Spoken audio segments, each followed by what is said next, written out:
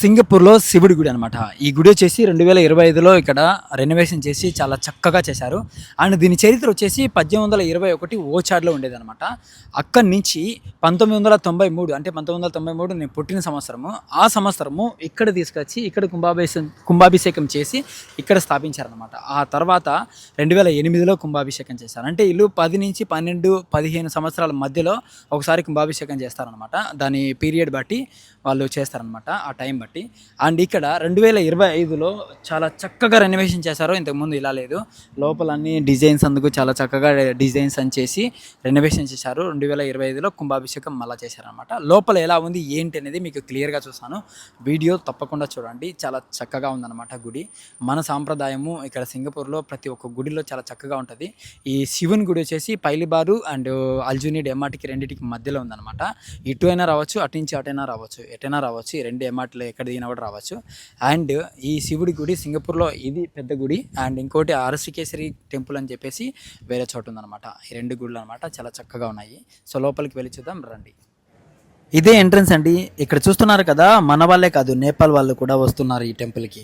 And నేను వాళ్ళని అడిగితే వాళ్ళు చెప్పింది ఏంటి అంటే, వాళ్ళ సైడు శివుడిని వచ్చేసి పశుపతినాథ్ అని పిలుస్తారంట. ఆ పేరుతో పశుపతినాథ్ టెంపుల్ అని చెప్పేసి పెద్ద గుడి కూడా ఉందంట. చాలా ప్రసిద్ధి చెందినదంట. ఆ ఆలయం ప్రపంచంలోని అత్యంత పవిత్రమైన శివాలయంలో ఒకటిగా భావిస్తారంట. అది కాఠ్మాండులోని బాగ్మతి నది ఒడ్డున ఉంది అని చెప్పుకొచ్చారు. సో ఇక్కడ మన సింగపూర్లో ఉన్న శివన్ టెంపుల్ చూసుకుంటే ఇంత చక్కగా డిజైన్స్ వేసి చాలా అందంగా అండ్ చాలా బాగా కట్టారు గుడిని.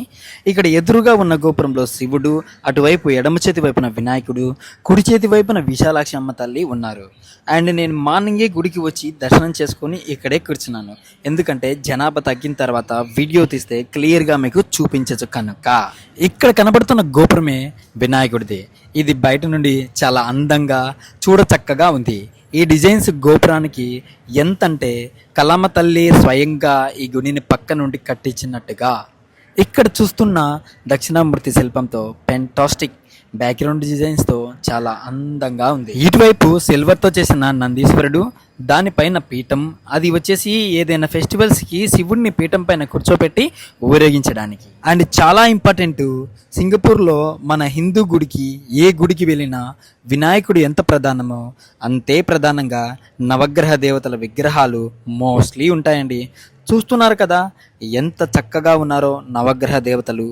అండ్ ఇటువైపు నేను కూడా ఫస్ట్ టైం చూస్తున్నాను, శివుడి నుదుటి నుండి తాడులతో కట్టి ఆ తాడులన్నీ నీళ్ళల్లో తామర పుష్పం పైన పడుకొని ఉన్న సుబ్రహ్మణ్య స్వామి నడుముకు కట్టి ఉన్నాయి.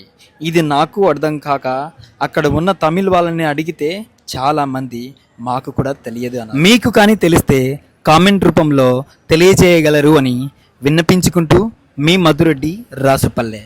Thank you so much for watching. So మీకు ఇష్టమైతే లైక్ చేయండి, కామెంట్ చేయండి, 10 మందికి షేర్ చేయండి. Thank you so much for watching.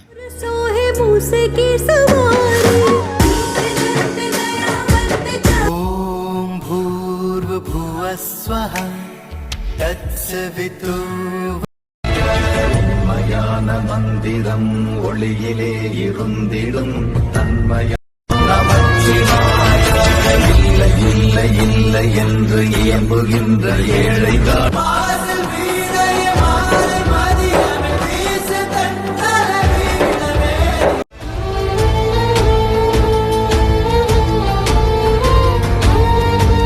நீலகண்டனே